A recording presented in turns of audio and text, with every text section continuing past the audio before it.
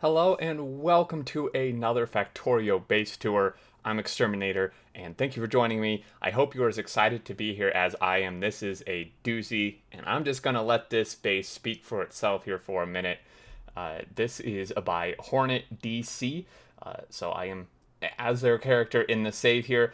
This is a base that was posted to Reddit by Hornet themselves.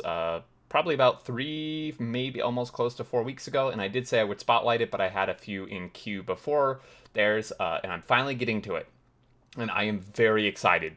You can just look at this, just look at it, and it is magnificent to say the least.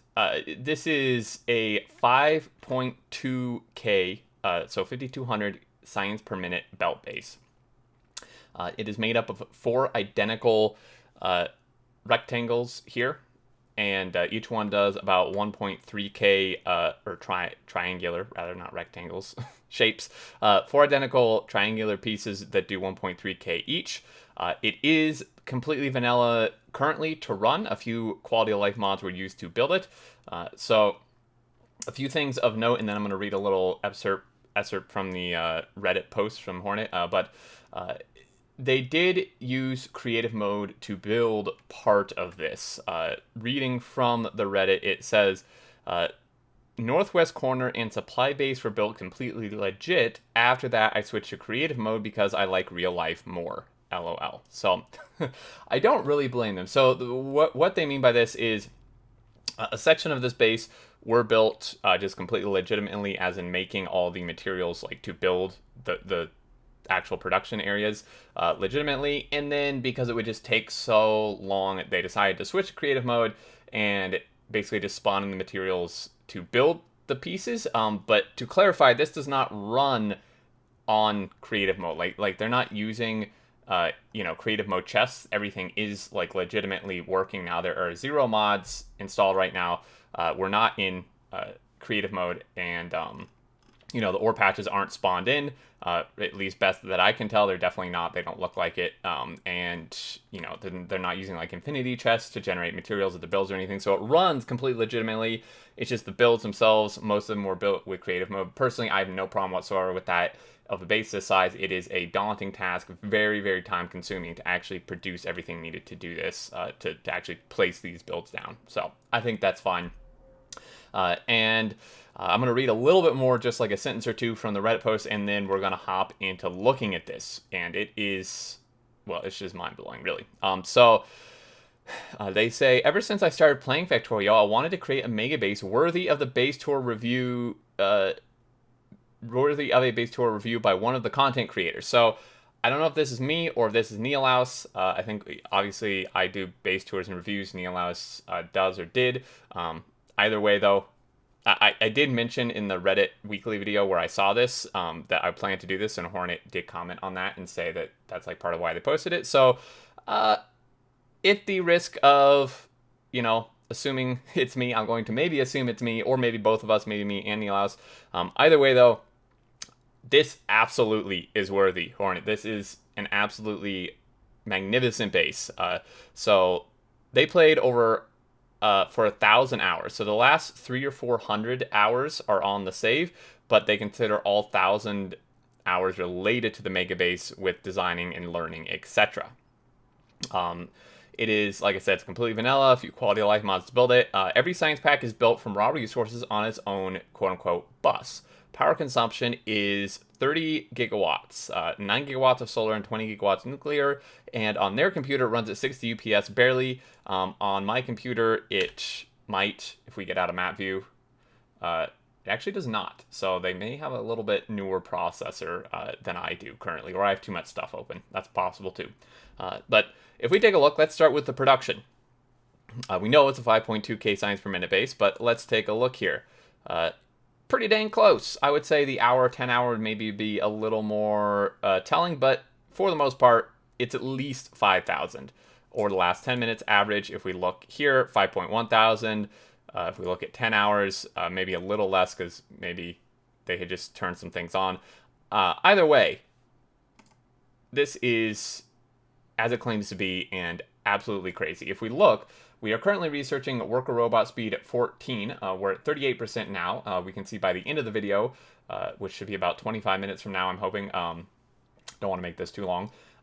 How far we've got. And this is, to keep in mind, a 1 million research. And we were just cranking through the follow robot counts, you know, doing about 2 a minute. So that's pretty good.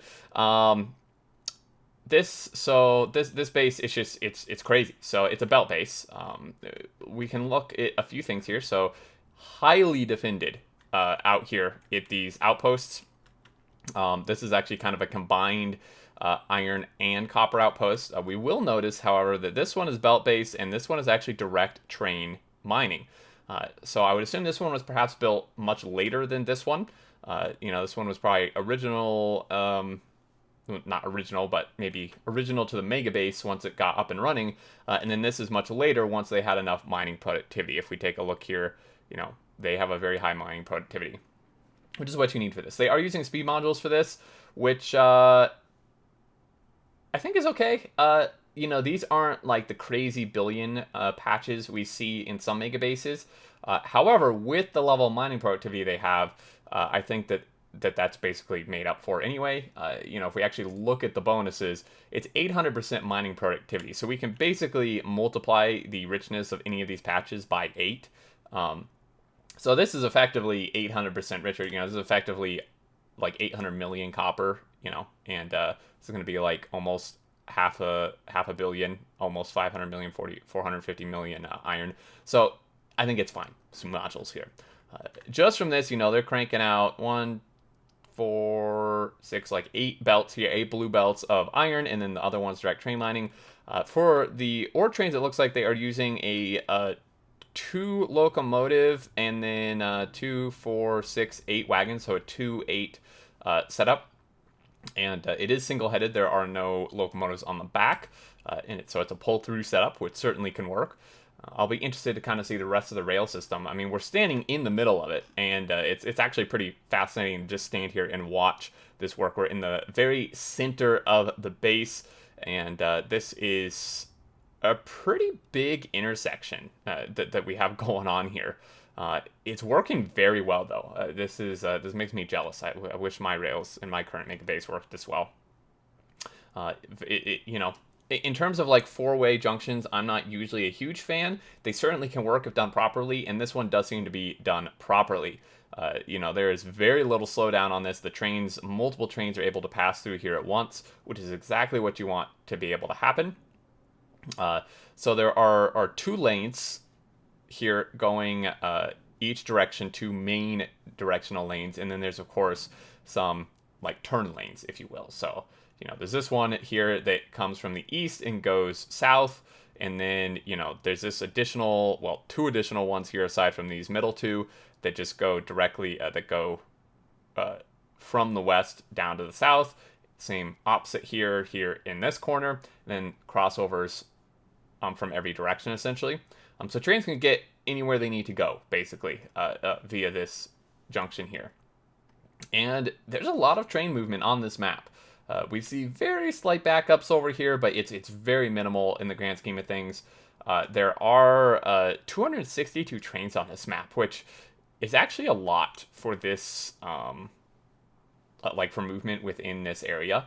Now, obviously, not all of them are moving here all at once. You know, there's a lot parked out here and over here and such, but I get the feeling this is like purely, I'm not exactly sure what this is yet. We'll investigate further into that.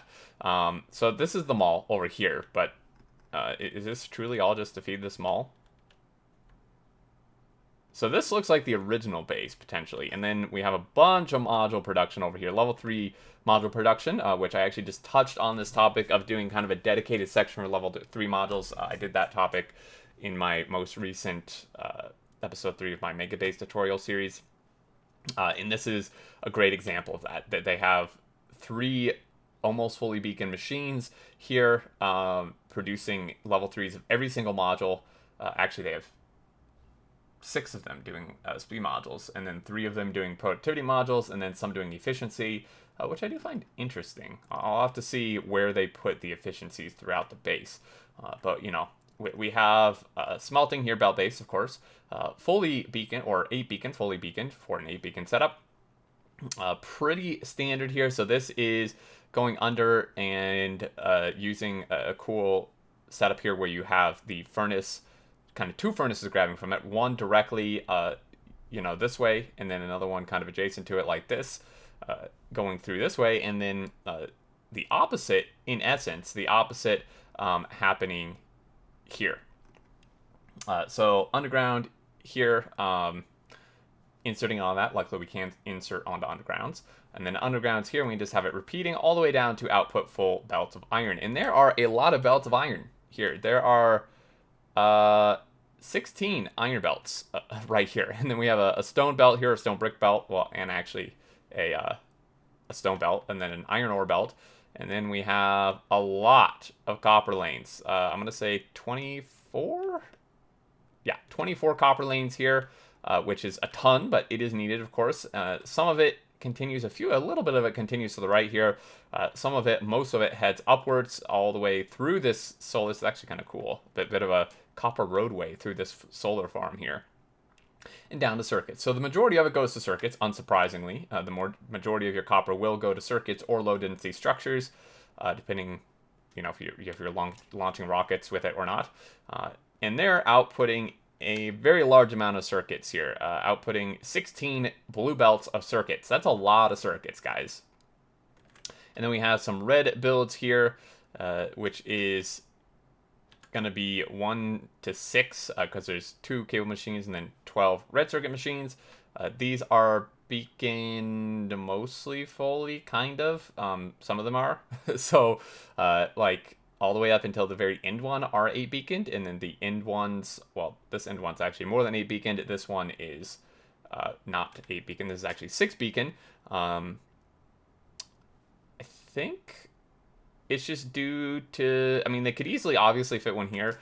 They could not fit one here because, I mean, they could have actually if they wanted to, I think, because this underground, I think, does have to stay here because it won't reach further, but a beacon will fit between the underground, so they could have curved this up, like up here, like that, instead of here, and then fit another beacon.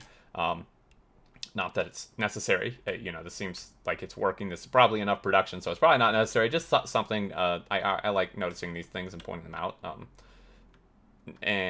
Blue circuits here, pretty standard. Most of the green circuits are going to that. Again, unsurprisingly, we are outputting 3 belts of red circuits, some uranium processing. I'm not going to look too much at this. This is the, believe it or not, this is like the starter base or mall. So, that gives you an idea, if you didn't get an idea already, of the size of the base.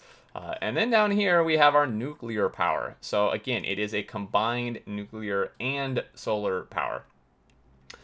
They have 150,000 solar panels, 4.1 thousand turbines working here to supply currently 24 gigawatts. It does consume up to 30, though, as we read. And this is a lot of nuclear power down here. This is 5 of these builds, which are pretty, I'd say, standard in regards to nothing like super crazy fancy, but it works. Age-old, just pretty straightforward build, and if it works, that's awesome. That's really all you want most of the time. And then, of course, we do have solar. These solar fields kind of lining everywhere that they will reasonably fit and still look decent. They've put them all basically everywhere else in these triangles that they will fit. Sorry, a little zoom out too far there. Where there's nothing built. And it does make for an interesting look. Part of me likes it, part of me doesn't. I think it would have, I don't know, it's really unique. I don't think it looks bad. I think it maybe detracts a little bit from the builds, but at the same time, it kind of outlines them and shapes them and stuff. I don't know. I'm a little torn, but either way, I do really like the idea of placing them like basically everywhere within these they'll fit. So let's actually take a look at the main production.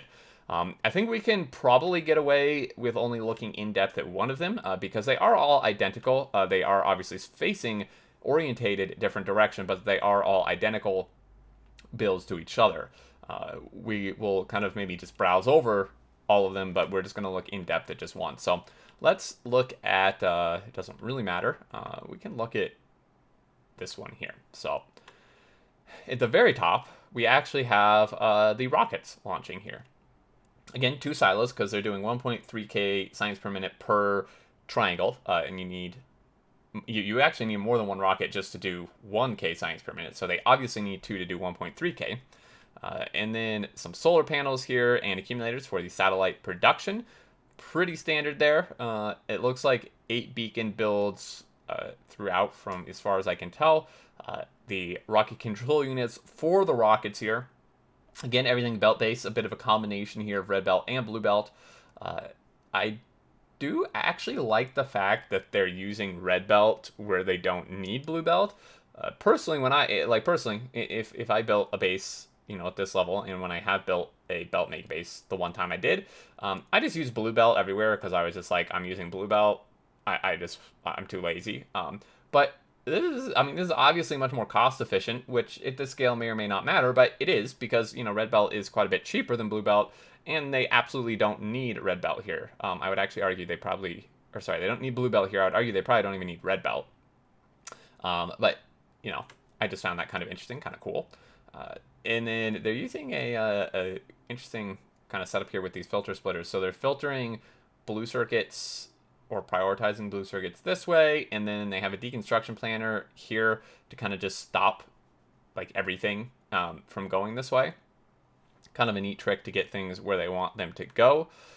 And these are just cranking them out. Productivity models in them, obviously, which is very good. Definitely want productivity models in that. Productivity models in the silos, I would imagine. Yep, thank goodness for that.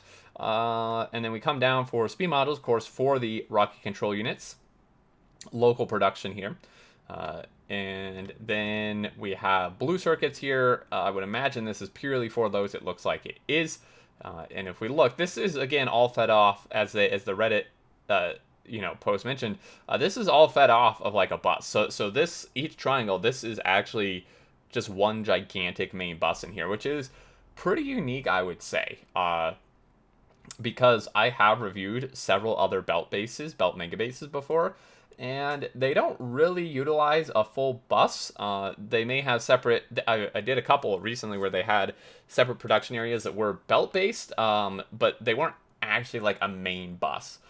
So having truly a full main bus here, and then just multiplied throughout the map to get 4 of them is pretty cool, I think.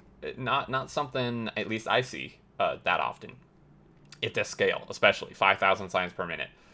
So red circuits are being produced here, and they are being cranked out. So if we look here, we have on this bus, we have 4 belts, it looks like, of red circuits. There's 3 here, and then there's a 4th one here, and then an interesting thing going on here. This actually is probably not 4 full belts because they're just combining it down to 2, and then half of this one's being split off for red circuits.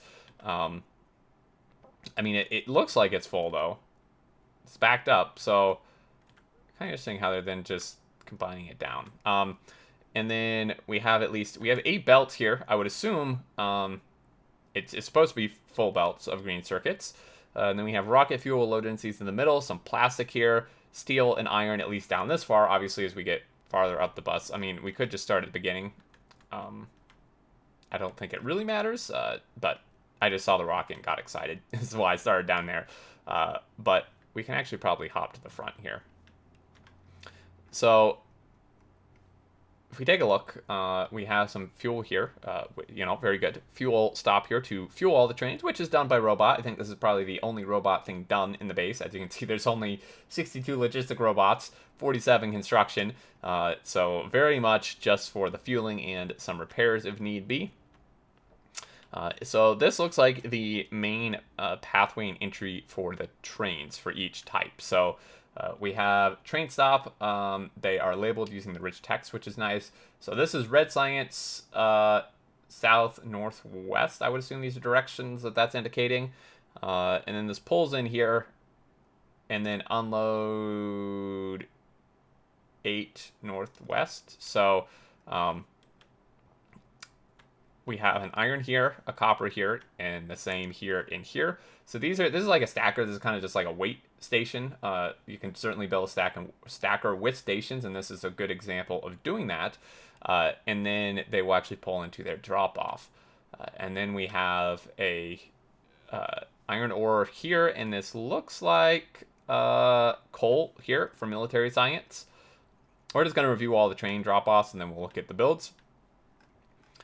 So then we have some more iron ore and stone here. So something that's really cool about this is that, and then here's more copper and then stone. They actually have their drop-offs, from what I can tell, separated by build type, which is pretty cool. I wouldn't have anticipated that. I kind of, at first glance, I thought they were just dropping everything off and then just like sending it down the main bus. Which they are to some degree, but you'll notice that, if we turn on these station names, which is a little overwhelming, you can see, so they have red science, green science, military science, blue, purple, high-tech, space science.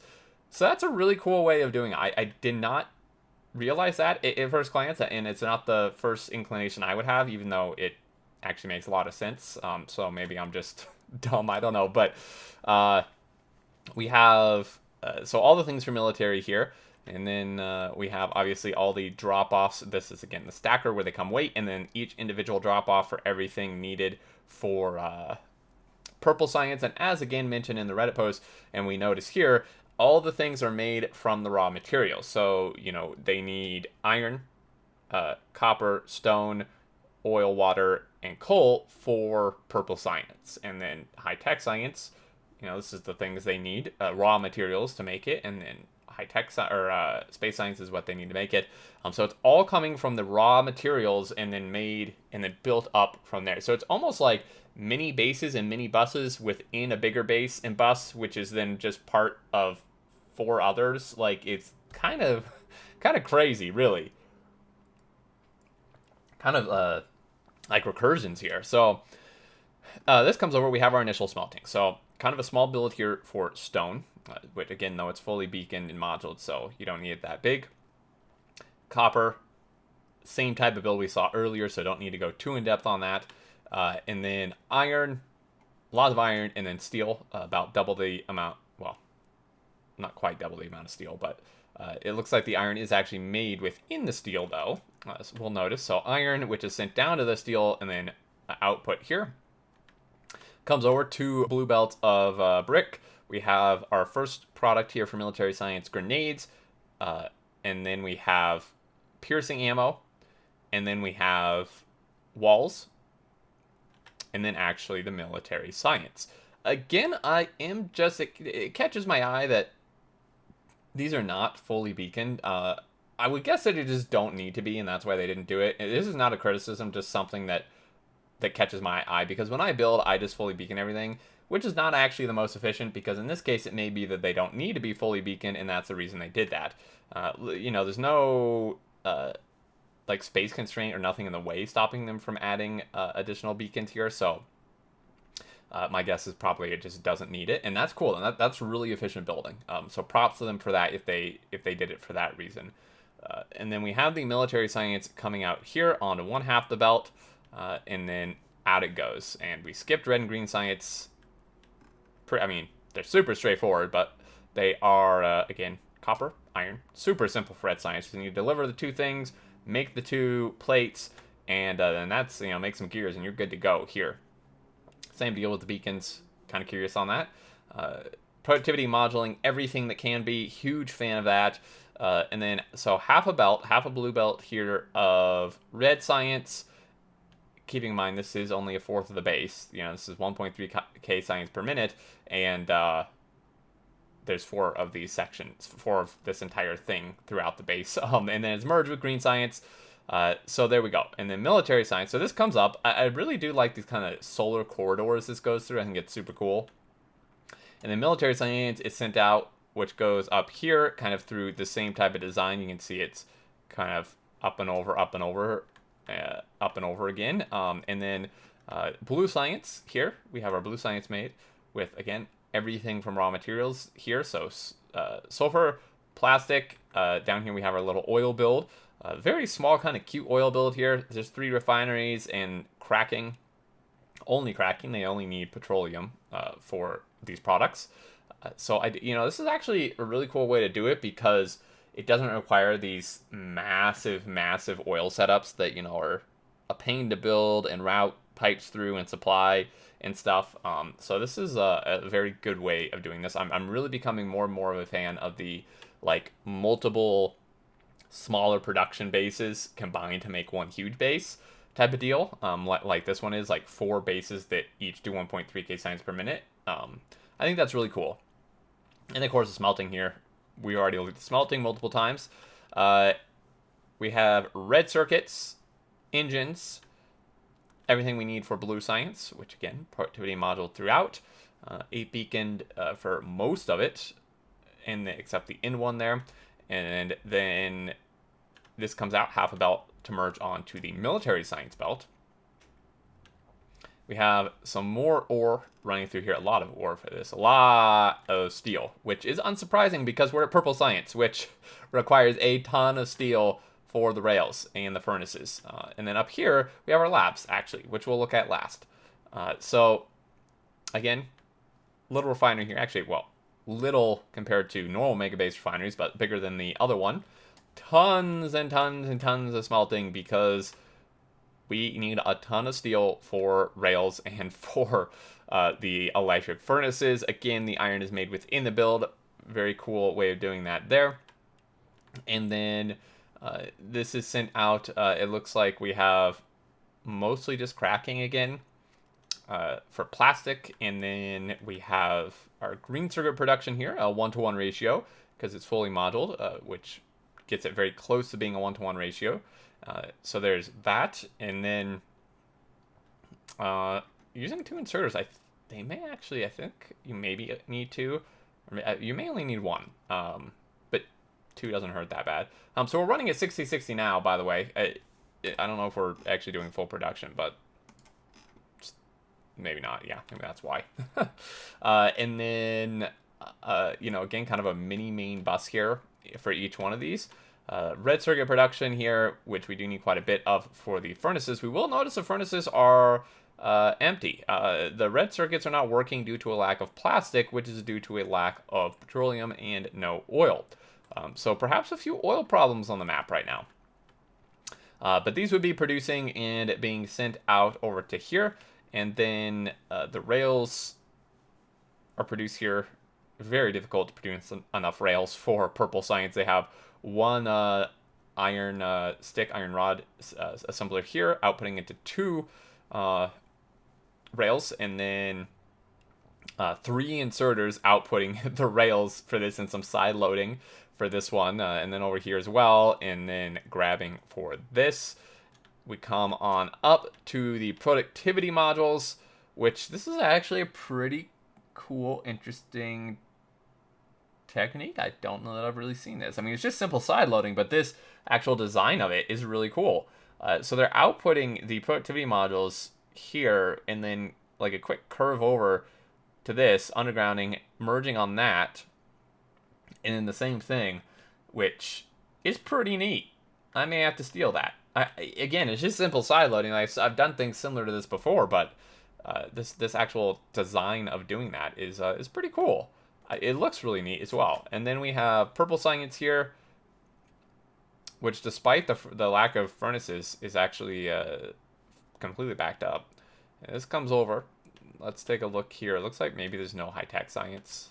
Yikes. Okay, so let's look at the high-tech science. Let's see if we can decipher what the problem is. I would assume oil again. That'd be the logical thing. Yeah, that's definitely oil. So making plastic here, sulfur when we do have oil, batteries when we do have oil, and then circuits here, all the base materials since we're getting in just raw materials, and then red circuits, blue circuits, engines here, electric engines, robot frames.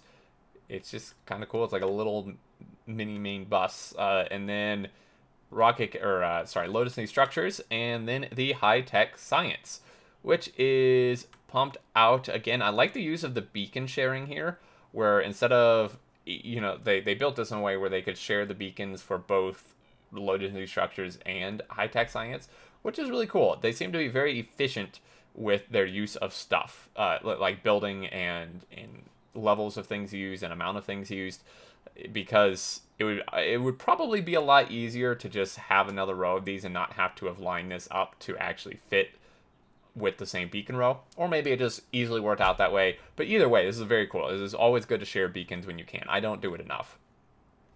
And then this would come over and merge with the purple, and then we have the space science, which is obviously pretty straightforward. A massive amount of production, tons and tons and tons of copper and iron and some steel. This is pretty sizable. This is like bigger than like my normal starter base main bus here, just for the rockets, with again some oil. Well, oil here actually seems to be doing okay. Maybe it's coming from some different outposts, or if we look back, maybe the oil train just came in. If we look at this, no, I'd say maybe it's from different outposts or something. So let's actually turn these off for now. So we come over here and sorry, I'm getting lost. Okay, yeah, so this comes over, a little bit of a copper problem maybe, tons and tons, 16 belts here of iron, 16 belts of copper coming in, huge balancers here, 16 to 16, or 16 to 15, well, it's a 16 to 16, and they're just not outputting the last lane there.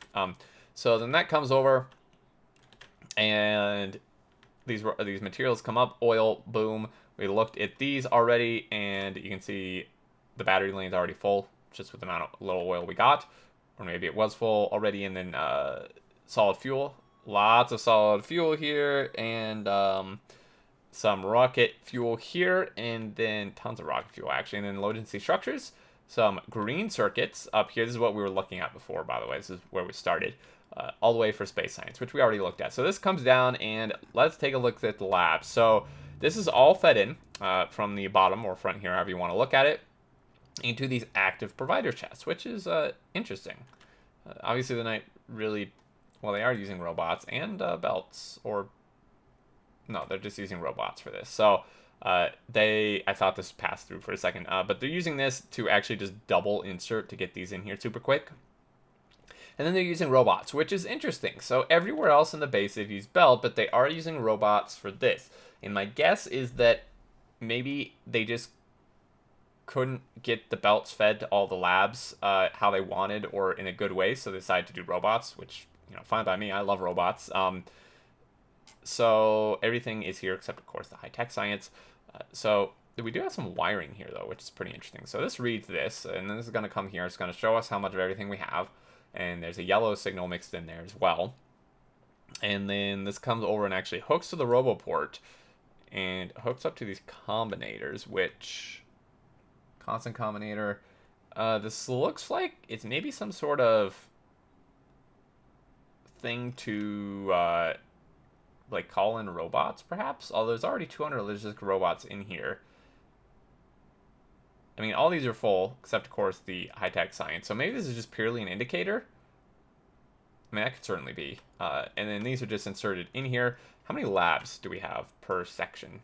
So we have 84 labs here for this to consume the amount of science needed. And that's that, basically. And everything else is solar. Very, very simple square solar designs here, but it certainly does the job and fits in well. Having these square designs helps fill in the areas. And we kind of have it, zigzag here to border that.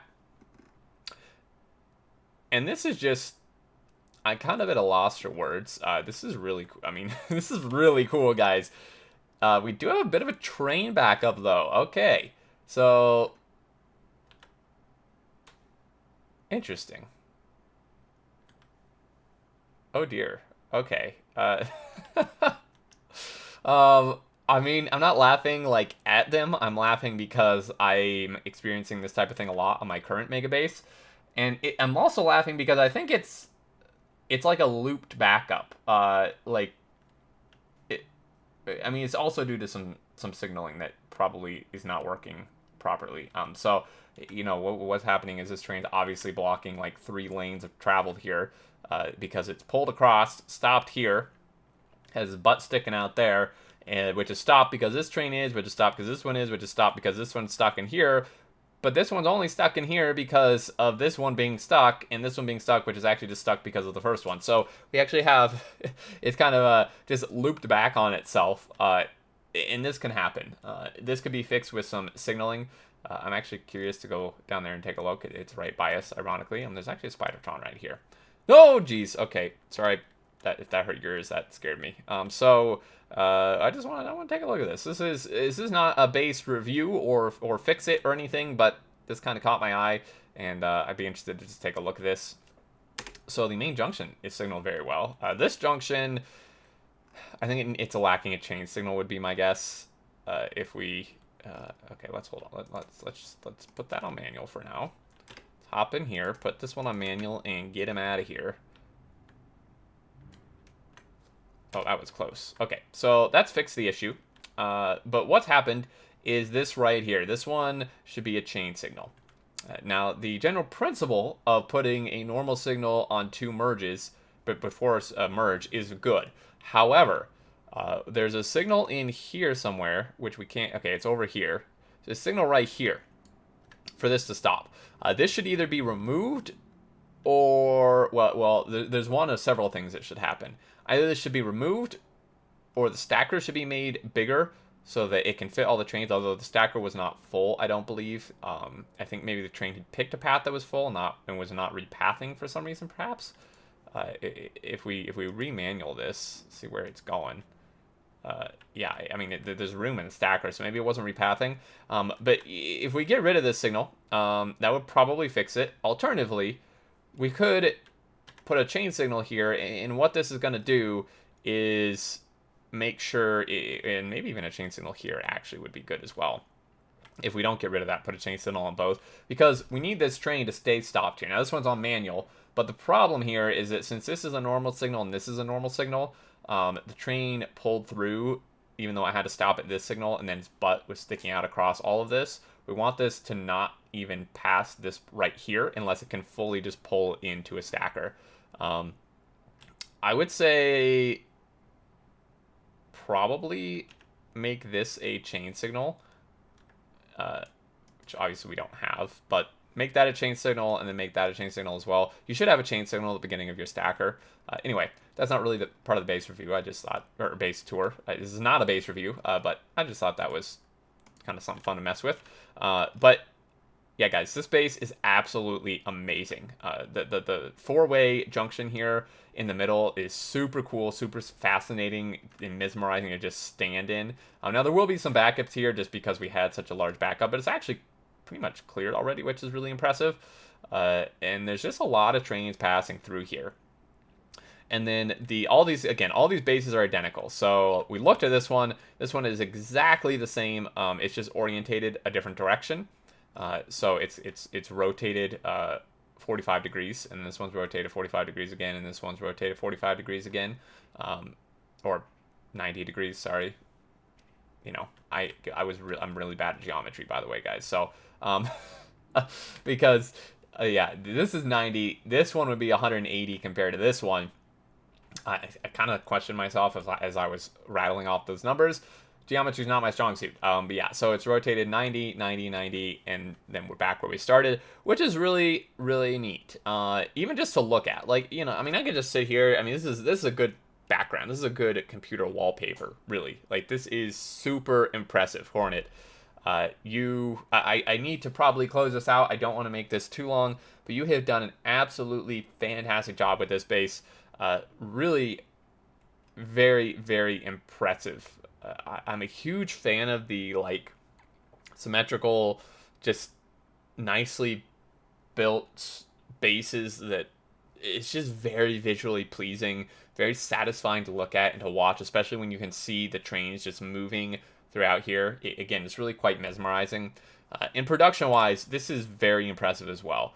If we do what we usually do and look at our all-time, let's produce 500 million iron, almost 500 million copper, 250 million circuits, 61 million red circuits, obviously a ton of rail for the purple science, and then in science we've done almost 7 million of every single science aside from military, which makes sense. The military is almost always less. There's just less military science that's really worth doing. And rockets, we don't have our rocket counter, but we can look at the consumed for satellites. Let's use our handy dandy search up here. We have consumed 7,000. So basically launch, which, you know, we could have just extrapolated from the amount of space science here, but we've consumed basically 7,000, almost 7,000 satellites, meaning we've launched almost 7,000 rockets, which means this base actually hasn't been running that long. Considering it's 5 a minute, you know, it hasn't actually been fully up and running for a super long time. Again, if we look at the playtime on this, the playtime, well, that's the autosave, but the playtime on this is actually not super high. It's only 135 hours. I mean, this is a lot. Like, just objectively, this is a lot of playtime. But for a base this size, I'm guessing this actually hasn't been up and running for a super long time, which is maybe why the 10-hour graph didn't really show us at our full 5K a minute. Because this hasn't been up and running for a super long time. If you recall at the beginning, they did have like 400 hours on the map, so it's actually kind of interesting that there's only 135 here. They say 300 or 400 are on the save when this is only 135. So that's kind of interesting to me. I'm not sure how that calculates out, but still, very, very cool. So this was their spawn point apparently right here, which is interesting to note that they actually spawned here and then decided to build down here. So that's pretty interesting. We have kind of a guard gate here actually that we didn't look at. West Bridge. So there's bridges. Well, a bridge at least, and then there's a north bridge too, which is pretty cool. Kind of pass through here, which I think is super, super cool. Just another unique kind of aesthetically pleasing, cool aspect of the base. They have walled-in biters are on. As you can see, pollution is just off the charts on this thing. It's only going to continue to spread faster, and super crazy walls. Dragon teeth, really cool dragon teeth here, and just lasers kind of zigzagged here with flame turrets scattered in like every other section here, or flame turrets, which definitely flame turrets. I would definitely imagine that they have behemoth biters at this point. And I think that's going to do it for this one, guys. Extremely impressive base. I hope you enjoyed. The save is publicly available on the Reddit post, which I will link in the description if you want to take a look at this. I am very glad I saw this and got to tour it. Extremely impressive Megabase. It's truly worthy, more than worthy of these base tour videos. I hope I did it justice. I hope you guys enjoyed, and I believe that should do it. If you did enjoy, a like is appreciated so other people can find this and be inspired as well. And if you're new, feel free to subscribe to keep up with all the content. Until next time, guys, leave your thoughts and stuff below, and I look forward to seeing you all, and do take care.